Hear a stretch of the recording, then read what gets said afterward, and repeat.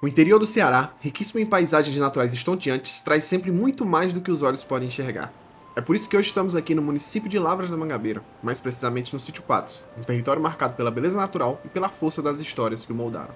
Logo ao chegar, é possível sentir o clima mudar. O som do vento, das folhas e da água em movimento já antecipa o que está por vir. A barragem de Patos, como é conhecida pelos moradores, é apenas o início de uma viagem por uma vegetação diversa, água corrente em abundância e paisagens preservadas pelo tempo.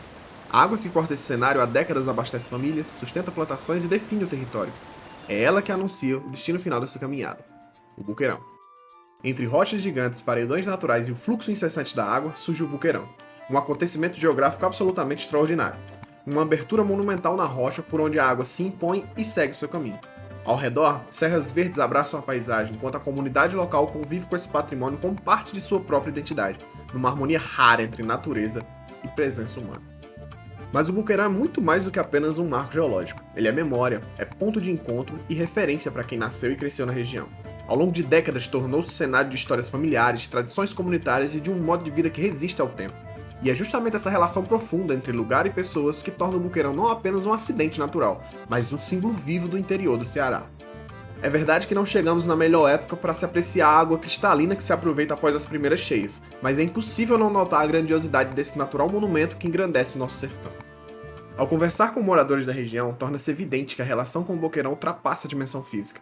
Para muitos, este não é apenas um ponto de paisagem, mas é um espaço carregado de significados, memórias e histórias de caráter quase mítico.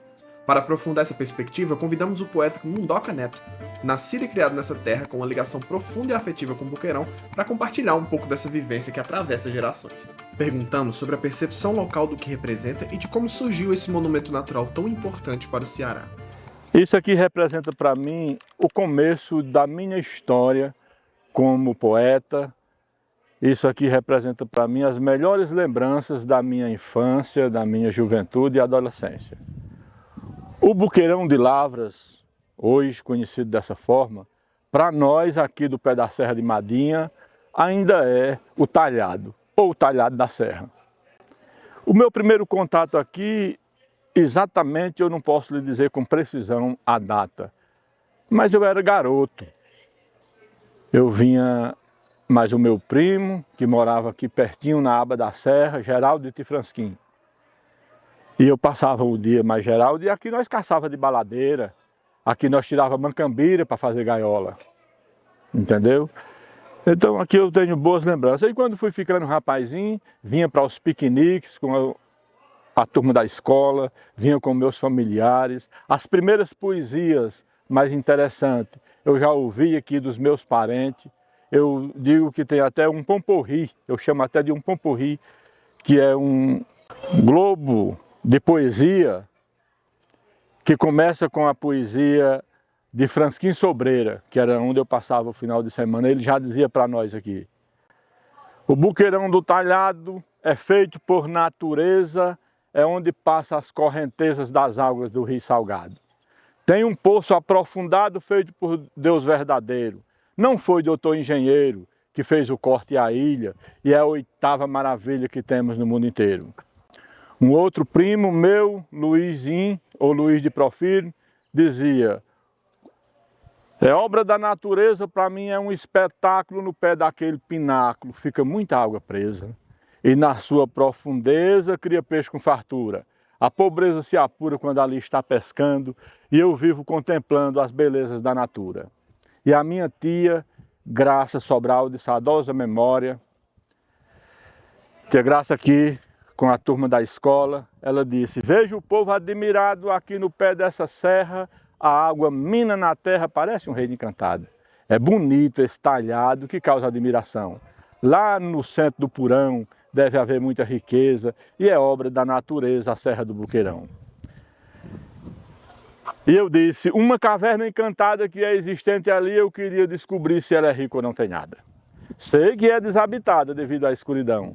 Lá não havendo clarão, isso lhe torna assombrosa e é muito misteriosa a Serra do Buqueirão. Então a serra envolve todo esse mundo de história. Aqui se junta o lendário com o imaginário e o real. É muito bonito para nós, é muito interessante.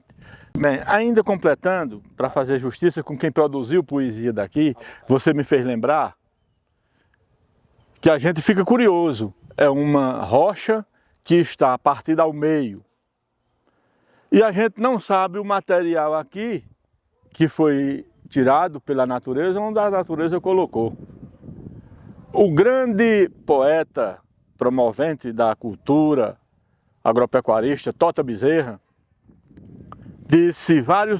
escreveu várias poesias, e uma delas que eu acho mais interessante foi quando ele se referiu aqui ao buqueirão, que ele disse: eu tenho me perguntado cadê o monte de terra que o rio arrancou da serra onde é que foi colocado.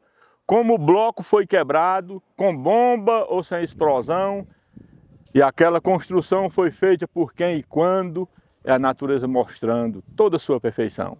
Durante a visita, descobrimos que o buqueirão é cercado por relatos lendários e histórias de forte caráter místico.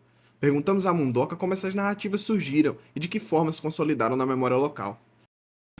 Com relação às lendas, que hoje eu sei um bocado das coisas pela evolução da gente, mas quando a furna ali era um mistério, por conta que um lampião, o cabo levava um lampião e ele se apagava de uma certa distância para lá. Hoje eu tenho consciência que é a falta do oxigênio, mas naquele tempo era um mistério, era um encanto.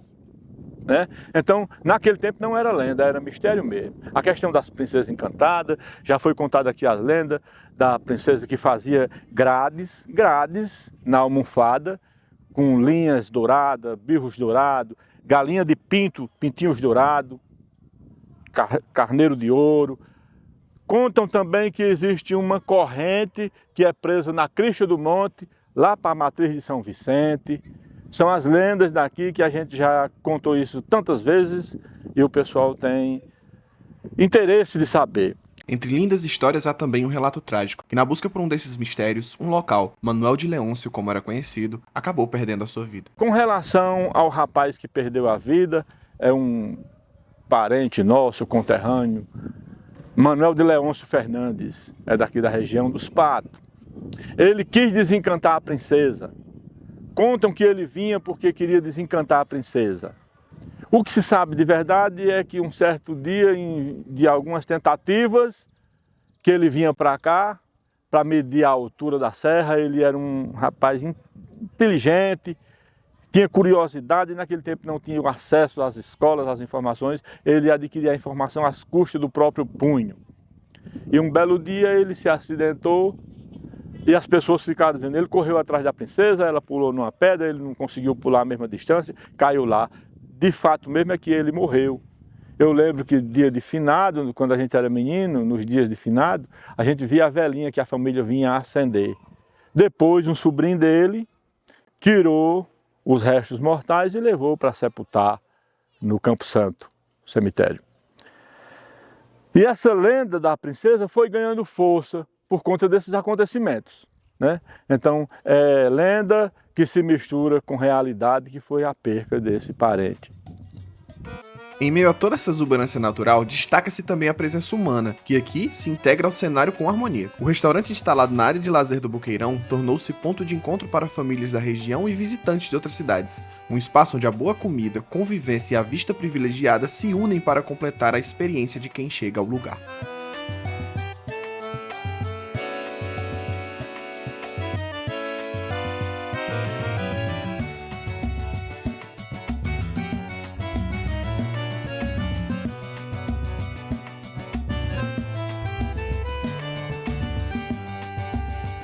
Para entender melhor o cotidiano do espaço e o que significa manter um restaurante em pleno Buqueirão, convidamos a proprietária, Dona Zenaide, para compartilhar sua experiência conosco.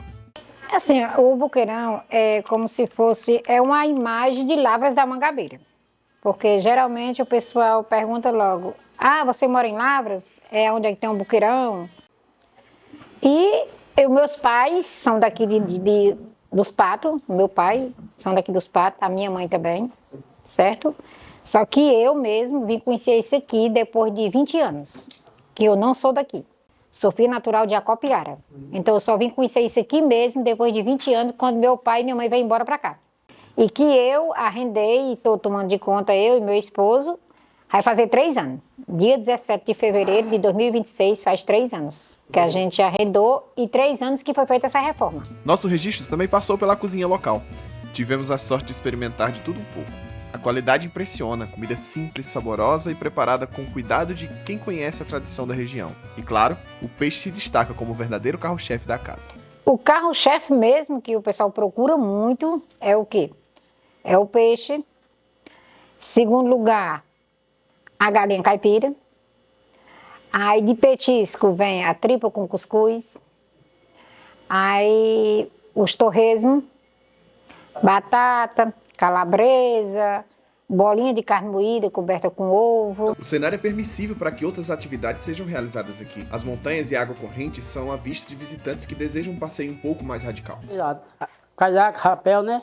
O Chico, como ele é o responsável da trilha, o organizador, sempre vai com a turma. Quando vem de visita, ele é o... E a trilha é vinculada ao bar.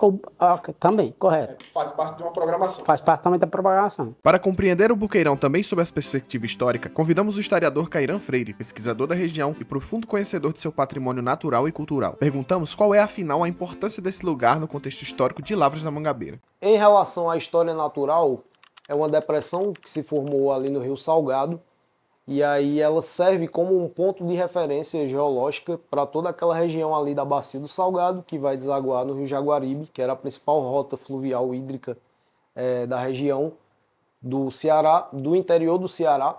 E aquele espaço ele existe há milhões de anos, né? Ele é um espaço que foi formado a partir da água, da relação da água com a rocha.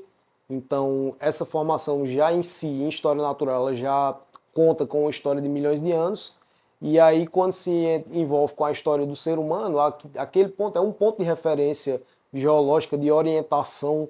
Quando você pensa que você é, por exemplo, você faz parte de uma tribo de povos originários, aquele ponto ele servia como referência para várias coisas, né? Para caminhos, para segmentos que você ia ter de sobrevivência, que eram essenciais ali, aquela fonte de água, aquela fonte de orientação geológica mesmo, para poder o povo originário subir e ver ali de cima de onde ele está e se posicionar em relação ao mundo também. Perguntamos também, sob o ponto de vista histórico, qual a importância da população na preservação da cultura de um local dessa magnitude. Pronto, eu acho que isso parte de um processo educativo que trabalha a ancestralidade do lugar, fazer uma conexão entre o local e as pessoas que moram ali.